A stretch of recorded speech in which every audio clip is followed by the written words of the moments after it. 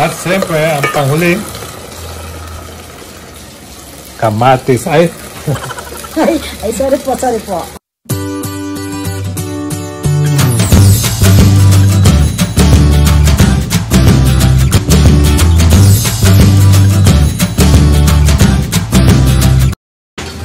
Magandang umaga muli at mga taga-subaybay. Ito ay nabili ko kanina umaga. Ang tawag dito ay malgoso. Ito ay pagkain ng mga Kapampangan. Itong malgoso na to, nabili ko kanina sa babae na nagtitinda. Magluto tamo po maligoso ngayon. Ini po, pamanda po rin Kapampangan. Dati po, ako po among muli keng gulot bale. Ngayon po, asasali mo na. Inlasan lang po ini, mapait siya, bala mo. Ang palaya, yung pait na. Kaya, dengalwa, sa ganda pong tinapa o kaya sardinas, manyaman niya po. Maligoso, maligoso po ito. Masarap pong kanin ito, lalo na ngayong umuulan. Sa lahat ng mga apektado ng bagyo, mag-iingat na lang po kayo. Yung pong nakababad na fortune, hintayin po natin siyang magkaroon ng ugat bago natin ilipat. Ito pa po, yung kinuha ko ito, malilit pa lang yung mga dahon. Ngayon, musbong na po. Nakakaugat na po siya, Ang tawag dyan, Ma'am Si? Fortune din po ito. Pwede rin pong ibabad lang sa magandang bottle. Pwedeng sa loob ng bahay. O kaya, itanim natin sa paso. Ito pa, Ito, ano din ito, fortune ito. Saan po karaniwang ginagamit yan? Ito, pwede rin sa loob ng bahay ito. Tsaka itong, ito, hindi ko alam ito, yung linalagay sa mga ano ito, pag sa mga bulaklak, sinasama. Pang display po yung mga yan? Display. Ito, nakakaugat na rin, Nakakaugat na. So far, ito pa lang po yung mga nakaano natin mga alaman ngayon. Tsaka itong sibuyas na tumubo na, Ganda, ang taba. Pag ililipat natin sa malaking timba. Tsaka yung pala, namumulaklak na yung ating ito. Mapang yung ampalaya. Mapang. Bunga na po, kaya maliit pa lang. Kaya po, magluto na tayo na itong maligoso na may sardinas. 5.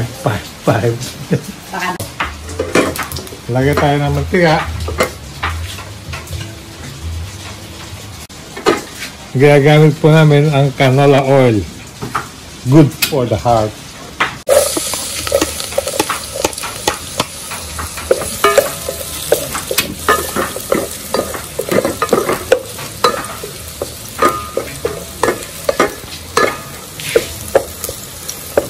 Sibuyas.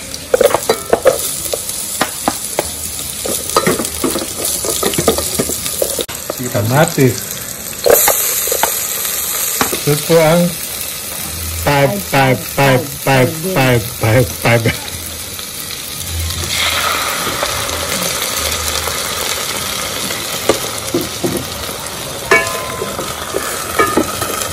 Alagyan muna po natin ng tubig. Sige, konti pa. Sige. Kumulo po yung tubig. Pag kumulo na po yung tubig, saka na po natin isasama itong maligoso. Tapos po, isang kulo lang, patay nyo na, luto na kasi hindi po masarap yung sobra luto ito. Papait na papait. Kaya, pagkakulo, off na yung stove. Huwag pong kalimutan, lalagyan natin ng asin. Katamtaman lang po. Yalo mo. Yan. Ito po kumukulo na yung ginisa nating sardinas kanina. Kaya ready na pong ihalo itong maligoso. Ihalo po natin.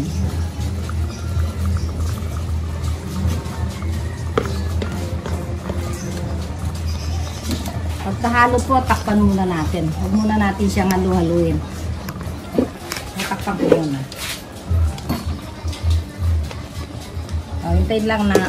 Hintayin lang po natin kumulo sandali.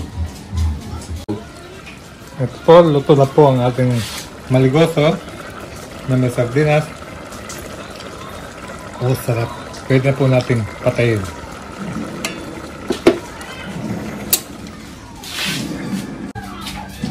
Ito po, luto na ang maligoso. Madali lang naman po lutuin ito eh. Parang nagluto ka lang ng ordinaryong pagkain. Ayan. Kain po tayo. Masarap pong kumain yan. At umuulan-ulan. Kaya, eto. Tignan natin.